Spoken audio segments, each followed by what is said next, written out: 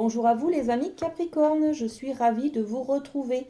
On va aller voir ensemble vos énergies pour ce mois de janvier 2025. Allez, c'est parti avec la féminité sacrée, on va aller voir un petit peu votre état d'esprit, les énergies qui sont autour de vous, qui planent au-dessus de votre tête ce mois de janvier. Alors, qu'est-ce qu'on a? La présence à soi, magnifique, regardez comme c'est beau. Je m'aime suffisamment pour ne plus m'abandonner, ni laisser les autres le faire. J'accueille et je ressens l'amour des autres. Voilà. On va être un petit peu connecté à soi et aux autres. On va être dans le relationnel, dans l'amour, dans la présence à soi en fait. Donc, magnifique énergie sur ce mois de janvier. On va voir un petit peu avec l'oracle des miroirs, qu'est-ce qu'on peut rajouter sur cette carte de présence à soi. La victoire. Peut-être que vous avez décidé de mettre des choses en place, de nouvelles habitudes, de nouveaux comportements. Par exemple, vous voyez, ce sont un peu les énergies du renouveau qui sont là en début d'année. Peut-être qu'on a envie de prendre soin de son corps, de faire du sport, d'apporter une alimentation saine à son corps, de mieux dormir, d'écouter ses besoins. Peut-être, on est dans cette démarche-là. Il y en a qui vont peut-être aussi se prendre en main pour pouvoir arrêter de fumer ou des choses comme ça. Vous voyez, arrêter de trop manger ou suivre un régime, par exemple, pour être mieux dans son corps, mieux dans sa peau, en tout cas. D'accord? Il y a une sorte de nettoyage, de libération que je ressens dans votre carte, les amis. On prend soin, on prend peut-être conscience de son corps. Euh, Finalement, on va le chouchouter. Voilà. On va commencer à mettre en place des habitudes, des nouveaux comportements pour pouvoir se chouchouter. Voilà. Ok. Allez, on va aller voir dans le domaine sentimental avec la triade. Alors, qu'est-ce qu'on a niveau amoureux pour les Capricornes ce mois de janvier? Il y a peut-être une belle rencontre sur ce renouveau. Alors, qu'est-ce qu'on a? La réussite. Alors, on a la victoire d'un côté, la réussite. Donc, il y a vraiment quelque chose.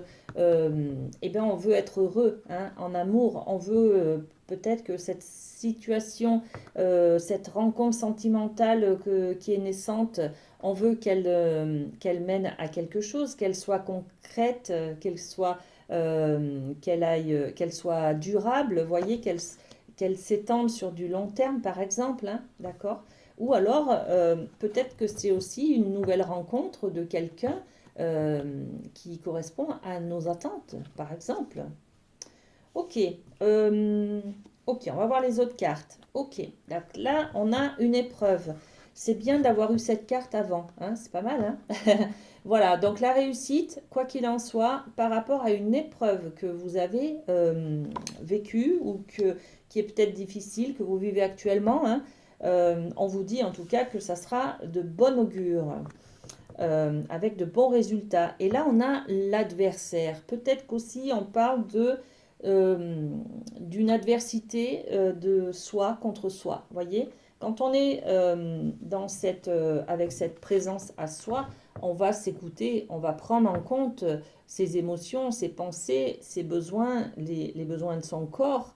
On va être aussi surtout dans la prise de conscience, on va être dans la présence à soi, donc la conscientisation de plusieurs choses. Peut-être on s'aperçoit qu'on se bat contre soi-même, voyez. Quand on parle aussi de libération peut-être de ces addictions, c'est complètement ça.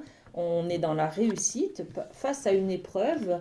On arrive à dominer cette adversité qui est en nous, par exemple. D'accord? Ok, vous le mettez à ce que vous vivez, bien sûr, dans le domaine de l'amour. En tout cas, il y a une réussite face à une épreuve dans l'adversité. Donc, ça peut être aussi un, un prétendant, un ex-conjoint, voyez. En tout cas, ce sont de belles cartes qui vous promettent une réussite. Qu'est-ce qu'on a? Allez, je pense. Sur la réussite, on y met la clairvoyance. Donc, vous savez tout à fait de quoi on parle.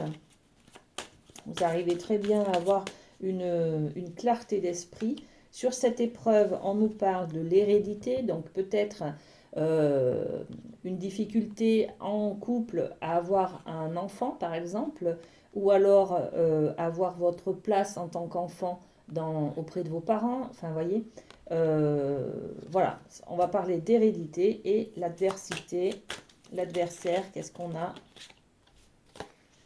C'est le boomerang. Le boomerang, c'est l'histoire, une ancienne histoire d'amour qui se finit pas très bien. Il nous reste encore de la tristesse, il nous reste encore des blessures, des peurs par rapport à cette histoire d'avant. Et donc, on doit lutter dans ce mois de janvier, là, contre soi-même, contre des peurs, des traumas qu'on a eus avant. D'accord? Voilà. Ok. Ensuite, avec le rêve du chaman, on va aller voir au niveau de la famille. Qu'est-ce qu'on a pour vous, les amis Capri? Alors, janvier, on en a 2. Ok. Alors, on découvre vos cartes. On a le chat de l'aiguille qui nous parle d'intentionnalité. Au niveau de la famille, qu'est-ce que vous voulez exactement? Voilà. Et puis, le profond silence. On nous parle de méditation. Alors, là, on peut nous parler de vos intentions, vos besoins, vos priorités, vos critères, vos exigences ne sont pas dites, ne sont pas exprimées. Vous gardez le silence, par exemple, sur des choses qui sont enfin, ça fait partie de vos besoins, en fait. Hein. Vous avez besoin d'exprimer quelque chose, mais vous ne le dites pas. D'accord? Donc, vous restez dans les secrets. Il y a peut-être quelque chose qui doit être exprimé ce mois de janvier, les amis. Hein. C'est pour ça qu'on a cette carte-là. Hein. La présence à soi, ça va être peut-être s'autoriser à exprimer des choses du passé. On est dans la libération, dans le nettoyage. Hein. Et la victoire, elle passe peut-être par ce besoin d'exprimer quelque chose. Hein. Qu'est-ce qu'on a? On a ces 2 cartes qui sont tombées. Donc, encore une histoire de victoire, d'aller à la guerre, de se mettre en action. On est sur les énergies de l'homme, c'est faire un pas en avant, c'est dire. Et puis, on a la correspondance. Donc, la correspondance, c'est les écrits. C'est vraiment... Il y a peut-être un secret de famille, là, ou un secret dans votre famille à élucider, voilà, à communiquer, à exprimer en tout cas, pas forcément à la personne concernée, mais dans l'écriture. Vous pouvez écrire pour dire les choses. Vous pouvez aussi faire un pas vers cette personne, par exemple. Vous voyez, donc il y a de l'expression dans cette énergie-là. Au mois de janvier, dans le cadre familial, on a des choses à se dire, à entendre, à communiquer, à exprimer, en tout cas. D'accord? Ne restez pas dans ce silence, ce profond silence. C'est le moment. C'est le moment pour libérer quelque chose, en tout cas. Voilà. Très bien. Et puis, on va aller voir avec le Light Seers au niveau du professionnel. Qu'est-ce qu'on a pour les Capri au niveau professionnel au mois de janvier? Alors, on a la force, qui est une arcane majeure, donc beaucoup d'importance, cette carte sur ce mois-ci, hein, d'accord? Au niveau professionnel, vous pouvez autant être doux comme un agneau qu'avoir la force du lion, d'accord? Donc, c'est une histoire aussi de dualité, peut-être, de yin, de yang, de trouver un équilibre entre la force et la douceur. Voilà, d'accord? Et on a la deuxième carte qui est le 8 d'épée. Donc, le 8 d'épée représente vos illusions. Vous avez l'impression d'être pieds et mains liés, de ne pas... mais vous ne voyez pas la réalité en face, d'accord? Mais vous êtes juste dans vos croyances, vos illusions. Vous croyez peut-être ne pas avoir la force d'arriver à faire quelque chose ou d'arriver à dire quelque chose dans le cadre professionnel, alors qu'en fait, vous êtes tout à fait capable de le faire. D'accord? Alors, il y a le chat qui vient d'arriver. Bonjour Tokyo. Il est impressionné, il n'ose pas se montrer, voilà. Alors, qu'est-ce qu'on met? Eh bien, on met sur ces énergies de la force.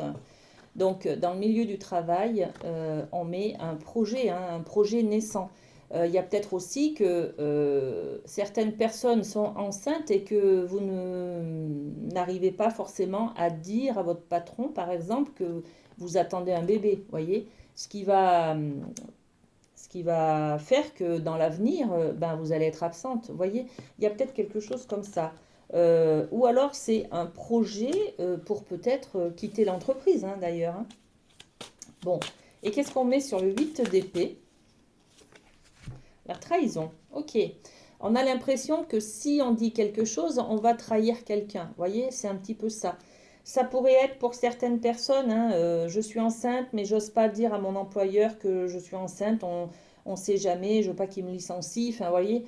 Voilà, donc il peut y avoir ça, en tout cas, bon, vous le mettez, toutes les personnes Capricorne ne sont pas enceintes non plus, mais vous le mettez à ce que vous vivez. Peut-être que il est question d'un projet qui est naissant, peut-être une nouvelle manière de travailler à partir du mois de janvier, là, et vous avez l'impression que on va vous trahir ou que bah, c'est trop injuste, hein, ça arrive qu'à vous, pourquoi vous n'avez pas droit à, je sais pas moi, peut-être du télétravail et les autres ont droit. Voilà, il y a quelque chose comme ça, une manière de travailler différente, nouvelle en tout cas, et vous, ben, vous avez l'impression d'être trahi, d'être euh, pas considéré comme les autres. Voilà. Bon, ça va bien se passer, les Capris, ne vous inquiétez pas. J'ai très foi en vous, j'ai très confiance en vous, et vous avez la force, d'accord? Donc écoutez-vous, et la victoire est au bout, d'accord? Allez, je vous laisse passer un très bon mois de janvier. À très bientôt.